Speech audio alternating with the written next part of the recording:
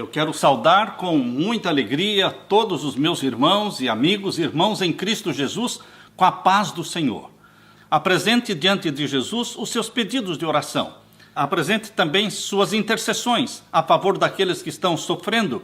Jesus Cristo é o médico dos médicos. Acreditamos que Jesus Cristo pode nos curar. Já tem curado tantos filhos e Ele continua sendo o mesmo ontem, hoje e eternamente. Nós queremos neste momento, meu querido irmão, minha querida irmã, orar. Eu peço que onde você estiver neste momento, você feche os olhos e nós vamos orar ao nosso Deus e ao nosso Pai. Oremos. Pai querido que estás nos céus, na tua presença eu me uno com os meus irmãos onde eles estiverem, buscando a tua face, buscando a tua glória, buscando a tua graça, buscando a tua santidade.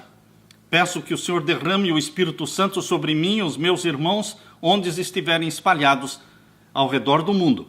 Que o Espírito Santo esteja trabalhando em todos os lugares, em todos os corações, abrindo a nossa mente para entendermos esta profecia que vamos estudar, Daniel capítulo 8, verso 14, sobre os 2.300 anos.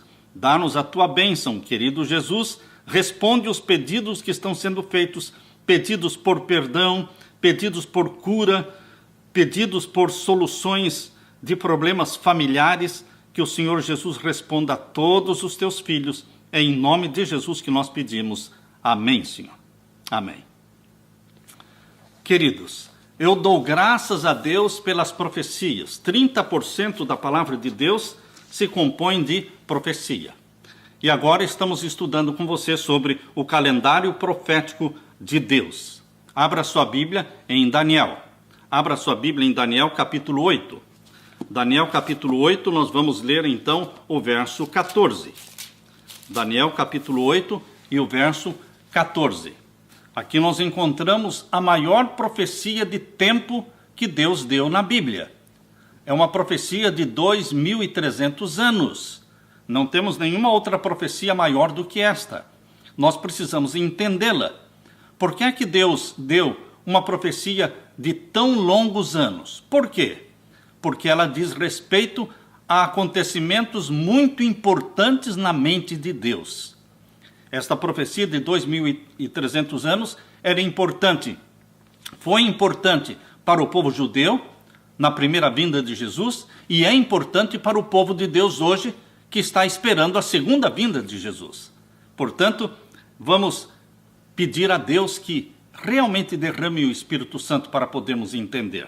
Aqui diz em Daniel 8,14, até 2.300 tardes e manhãs e o santuário será purificado.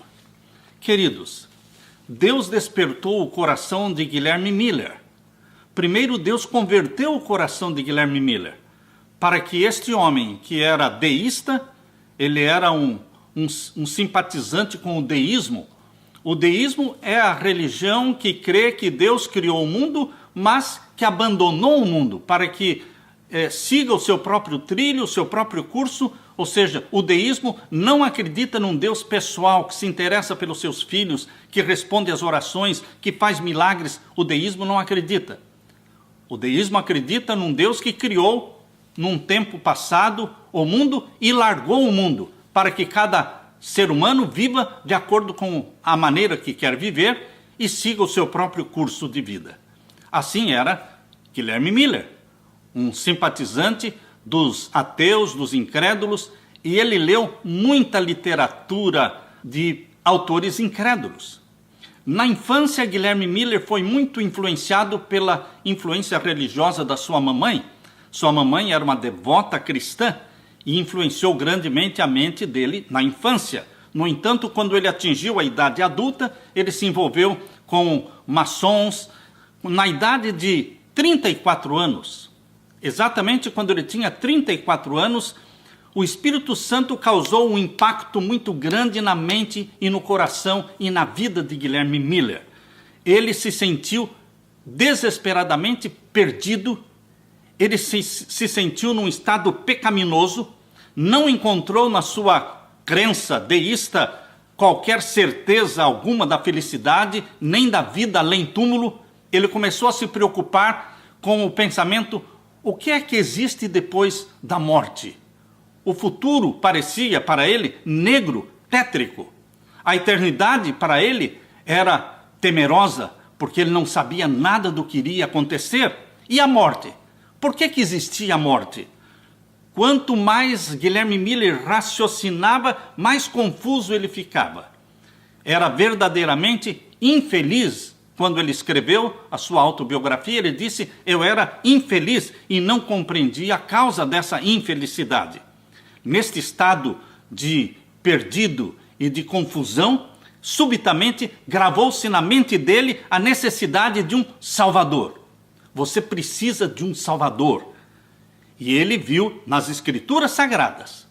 Ele não era um leitor da Bíblia, mas ele começou a olhar para a Bíblia e viu que ali a Bíblia apresentava o Salvador, que era o que ele necessitava. Tudo o que o coração poderia desejar, ele encontrou revelado na Bíblia, como um remédio para toda a enfermidade da alma.